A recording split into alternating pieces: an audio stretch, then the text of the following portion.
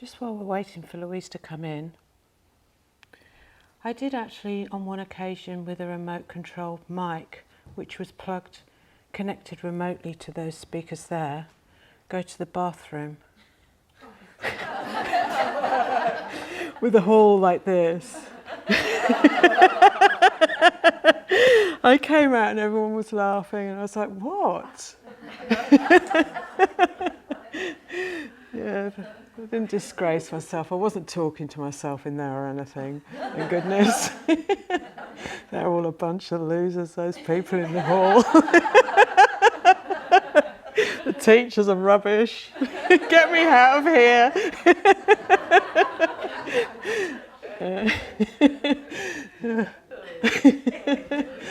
Oh, it's hilarious. People were literally crying with laughter.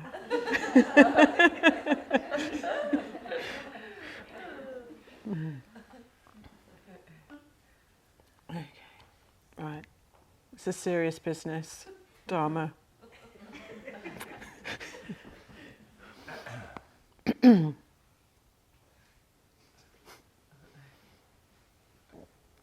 So, welcome everyone to this evening's Dharma talk. The title of this talk is Freedom Song of an Awakened Heart.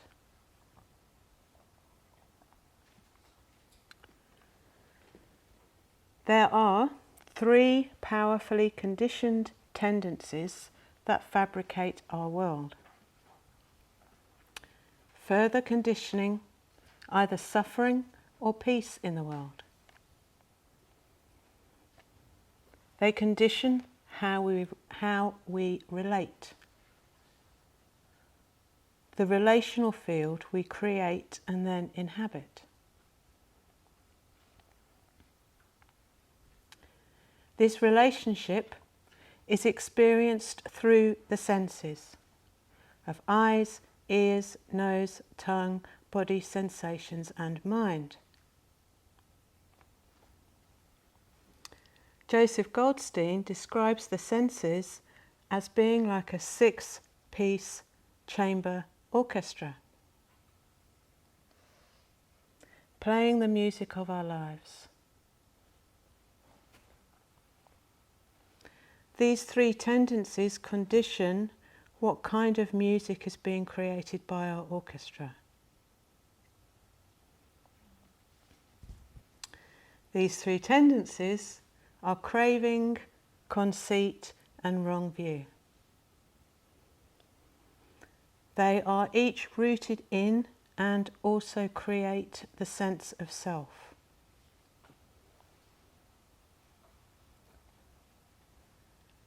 Craving, or tanha in Pali, is rooted in the sense of mine, my body, my mind, belonging to me, wanting for me to be mine,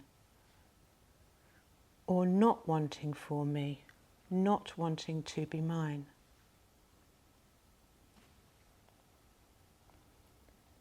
Conceit, or mana in Pali, is rooted in the felt sense of I am. That I am happy, I am Australian, I am Buddhist.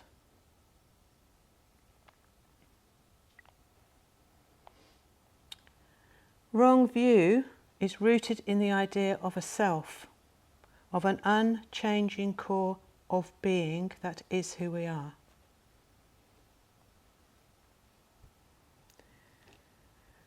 These 3 proliferating tendencies of mind are collectively called papancha.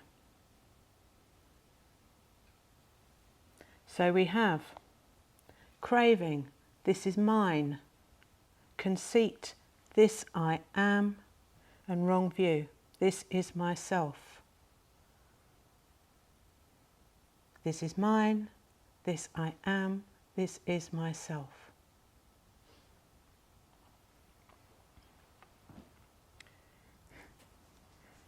When we believe this mind and body to be mine, cravings arise for our mind and body to be this way or that way.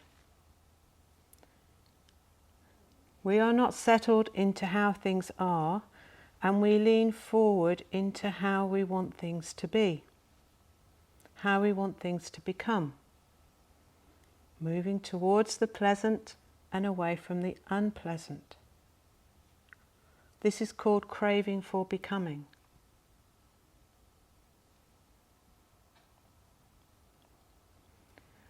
The conceit of I am shows up especially in the comparing mind.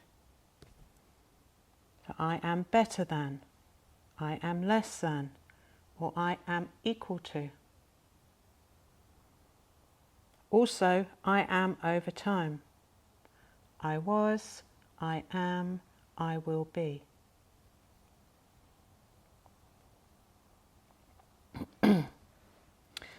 Sounds like a lot of theory, but it's actually very practical. When we are suffering, we can look and see. How are we caught in the story we are creating about ourselves through the papancha of craving and conceit? We can ask ourselves this every time we are troubled and in difficulty.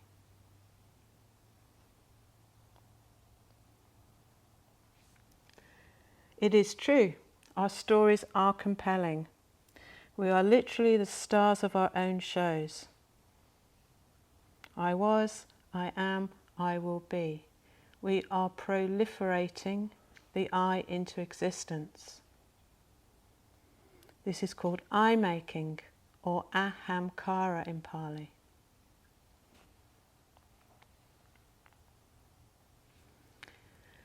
With practice, we can simplify by coming back to the senses.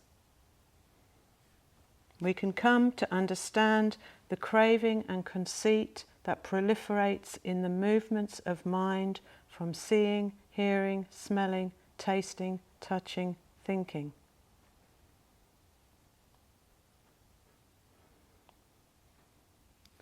Crucially, we come to see how the relational field we are creating and then inhabiting, that which we are living in, is being coloured by the presence or absence of craving and conceit, coloured by thought proliferation, to whatever degree.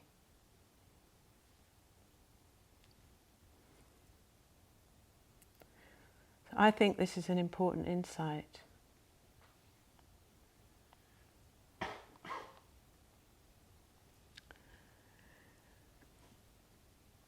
It is the wrong view of self that conditions craving and conceit. Or conversely, we could say, craving and conceit are the embodiment of wrong view.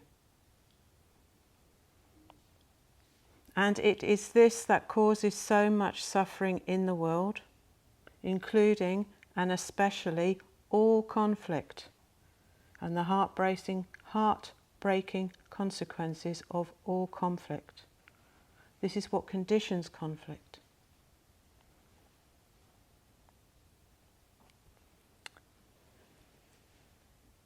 So, what can we do to condition peace in the world?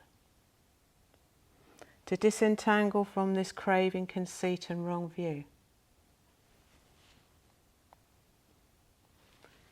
Thankfully, there are quite a lot of things we can do, outlined in the teachings. One of the things we can do is we can refine our understanding of the truth of change, coming to see that everything is continually becoming otherwise in a kaleidoscope of changing conditions within a relational field. Galaxies, stars, planets, civilizations, nations, religions, ideologies, individuals, all thoughts and all emotions, all consciousnesses, cells, molecules, atoms, subatomic particles. All continually changing. Quantum physics, so my friend tells me, Quantum physics tells us that subatomic particles called quarks are more like waves than particles. They have no mass, no dimension. They don't really exist, but they are found anyway, lasting for only a billionth of a second.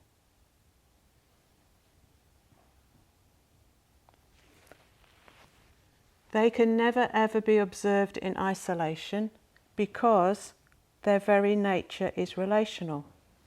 They are a relational phenomena. And they keep on changing ceaselessly. Mosquito. Essentially, quantum physics tells us that this core phenomena is made up of flickering voidness and light. Nothing lasting long enough to call a separate stable self. Everything flowing according to a natural law that is ungovernable. Not chaotic, but unfolding lawfully, according to causes and conditions.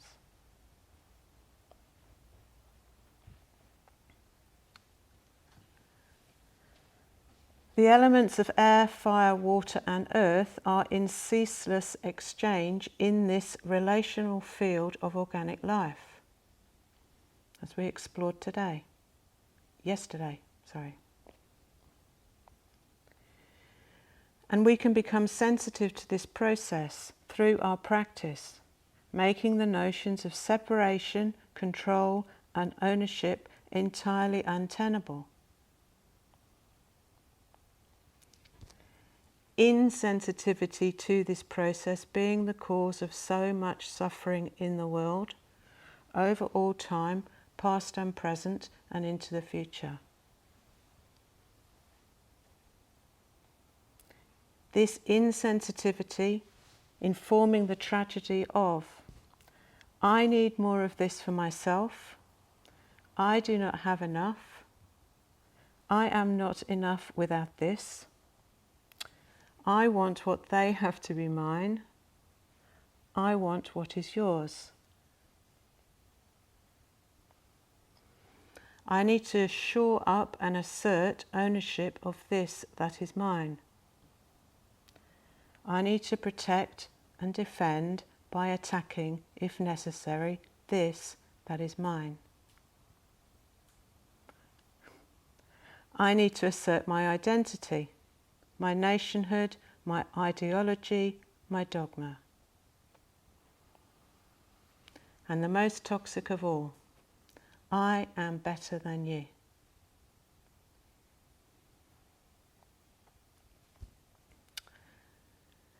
As Krishnamurti says in his book, The First and Last Freedom, published in the 1970s, if we had no belief but goodwill, love and consideration between us, then there would be no conflict. But we're infected with the disease of nationalism and the worship of the flag, with the disease of organised religion and the worship of dogma.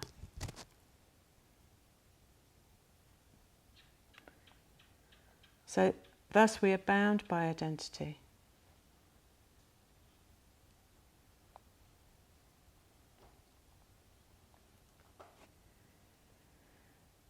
In the words of the Buddha to his son Rahula, bearing in mind he's talking to his son, so he's going to want to say something that's pretty smart and true. Both the internal and external earth element is simply earth element and should be seen with perfect wisdom as it is. This is not mine, this I am not, this is not myself. His son Rahula asks him if it is just the earth element that is to be regarded in this way. And the Buddha replies that it is each element of air, fire, water and earth that should be regarded both internally and externally as not mine, this I am not, this is not myself.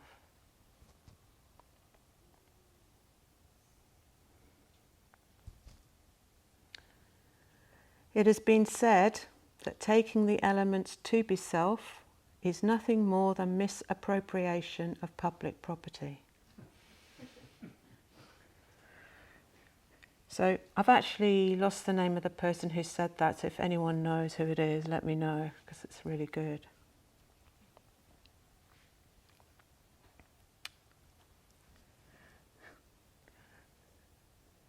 So, I have been really fortunate to have done lots of lovely things in my life. And one of them, one of the highlights, has been taking part in a yatra run by the Sangha called Yatra Australia. A yatra is like a retreat where you go for a walk every day. It's like a walking, hiking retreat, for anyone who doesn't know what a yatra is.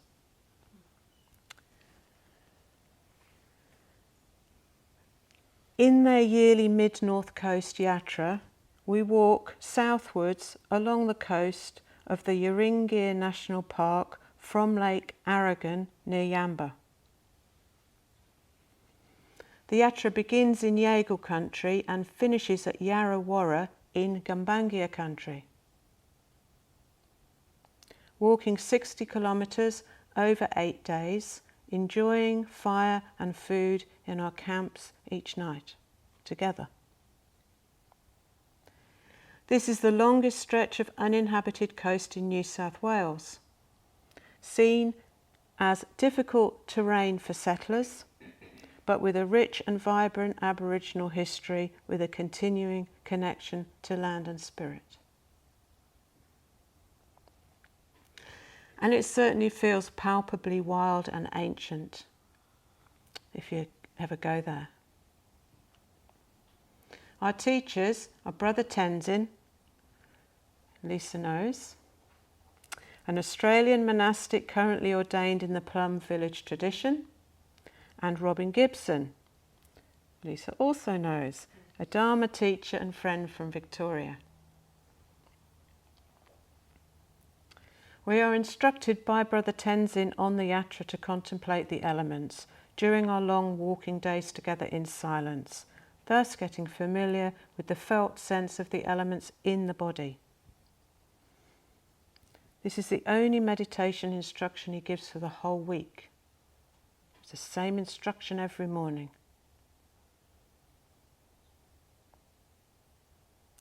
So you can see he's pretty committed.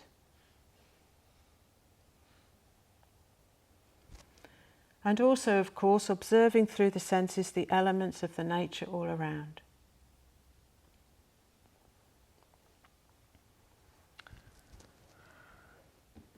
So, of course, there's no need to be walking to practice with the elements. We can do this anywhere. Dawn here at Sangsurya is also a wonderful place to practice this. As the sun rises over the glittering ocean, across the hues of a vast sky, all held in a cradle of trees, which the koala and python call home. The land being shaped, it's kind of like a bowl like this, brimming with ocean, sky, sun and life. Just the elements inside and out.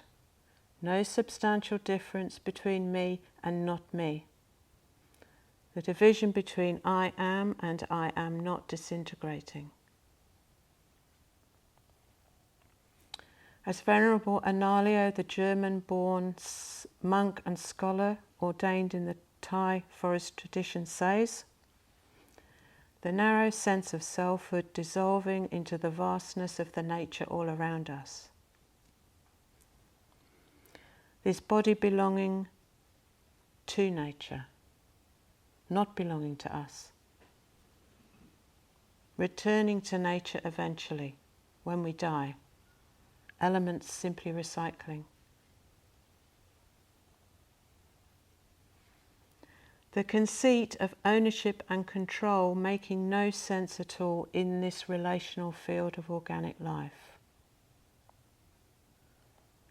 Our attempts at ownership and control being both futile and utterly utterly hostile. This is the actual cause of hostility, the cause of all hostility.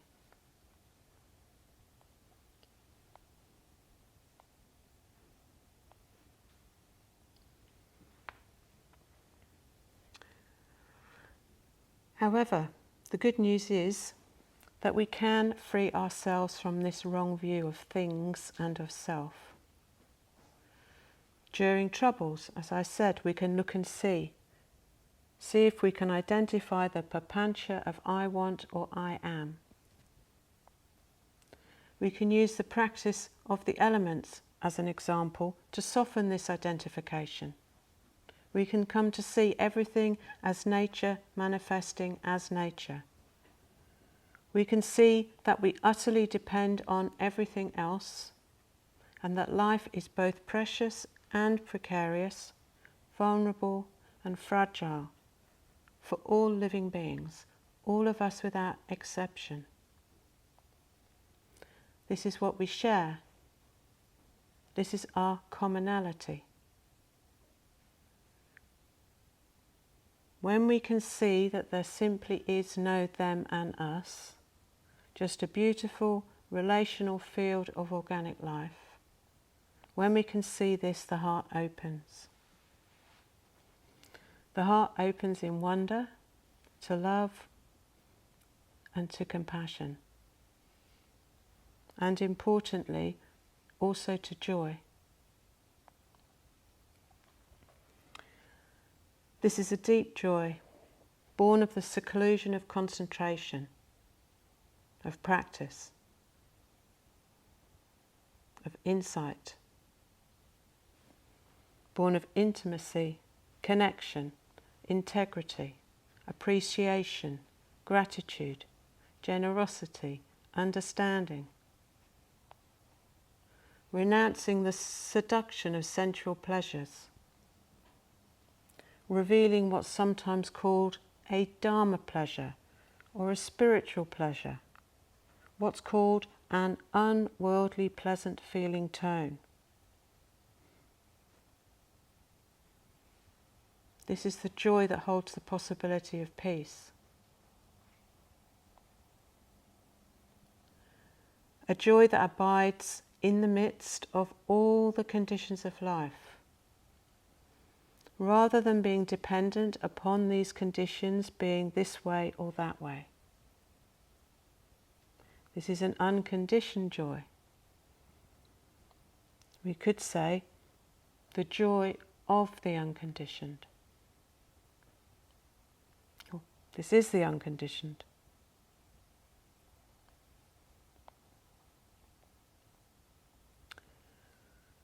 This is the joy that softens the inevitable pain we are asked to embrace in this life, inspiring us to persevere in the face of ignorance and suffering, bringing an inner spaciousness to a heart that might otherwise be overwhelmed, bringing a refuge of deep inner ease we can rest within, replenishing, restoring, renewing, and importantly, I think, nourishing our capacity to serve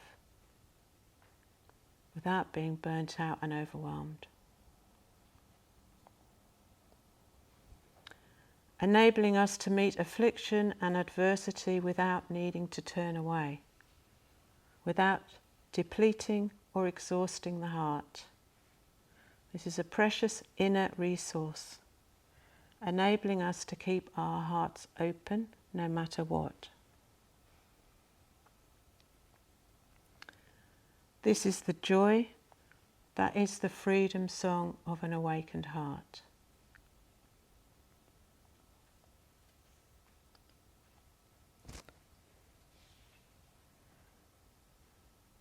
From the early texts, live in joy, in love, even among those who hate. Live in joy, even among the afflicted. Live in joy, even among the troubled. Know the sweet joy of the way.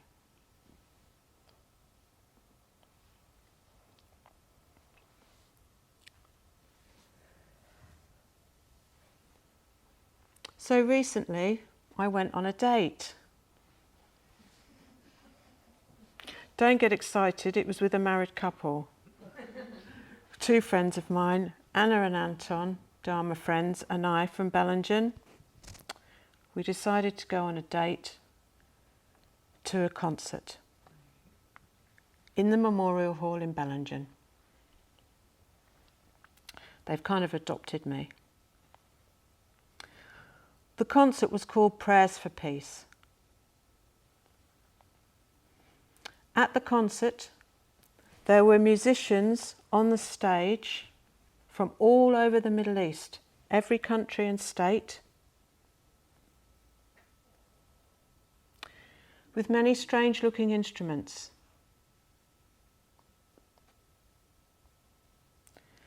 They were performing together songs in Hebrew, Arabic, Persian, and English.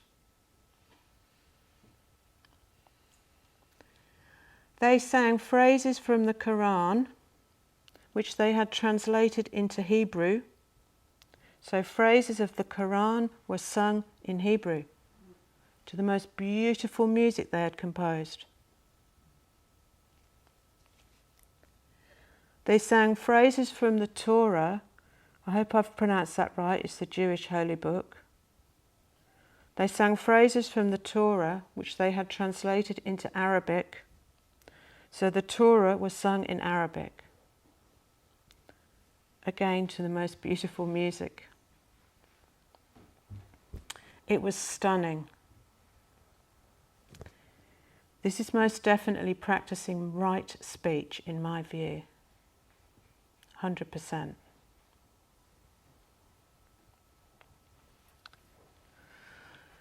Towards the end of the concert, they sang a Rumi poem, translated into English, whilst a Sufi dancer practiced his exquisite, hypnotic, trance-like rotating, spinning dance, or whirling dervish. This is a spiritual practice called sama, which means spiritual hearing. An exquisitely embodied awareness practice that seemed to lift him higher, that seemed to lift all of us higher in the concert hall. We were all lifted out of our own self-concern. And the dance opened all of us to the joy of the tender heart, the collective tender heart. It was incredibly moving.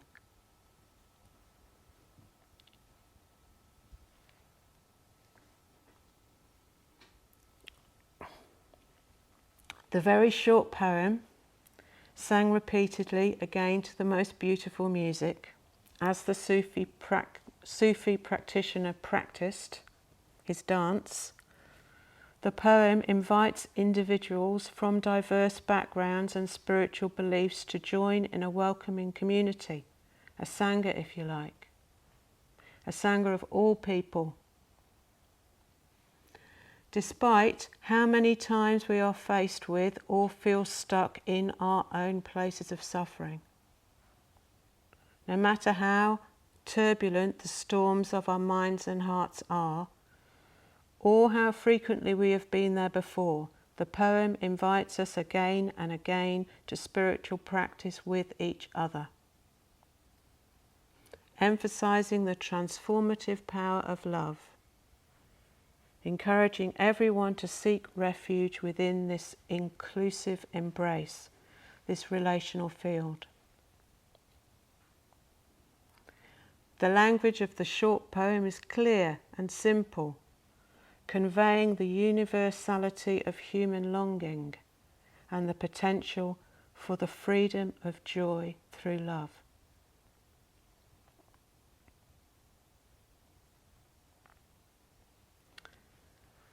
It's called Caravan of Despair, and it goes like this. Come, come, whoever you are, wanderer, worshipper, lover of leaving. It doesn't matter. Ours is not a caravan of despair. Come. Even if you have broken your vows 1,000 times, come, yet again, come, come.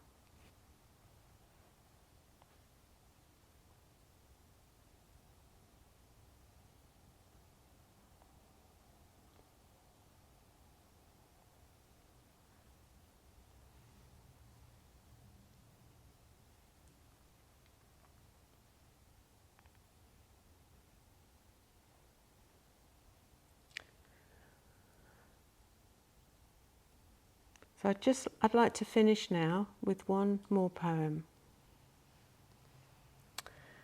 And it's written by an American woman. I've only just discovered her and I'm a little bit in love with her. She's called Rosemary Wartola Troma, if anyone's heard of her.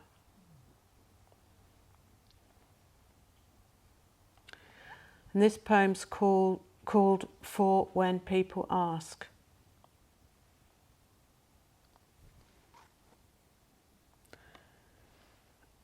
I want a word that means okay and not okay. More than that, a word that means devastated and stunned with joy. I want the word that says I feel it all at once. The heart is not like a songbird singing only one note at a time, more like a Tuvan throat singer, able to sing both a drone and simultaneously 2 or 3 harmonics high above it. A sound, the Tuvans say, gives the impression of wind swirling among rocks.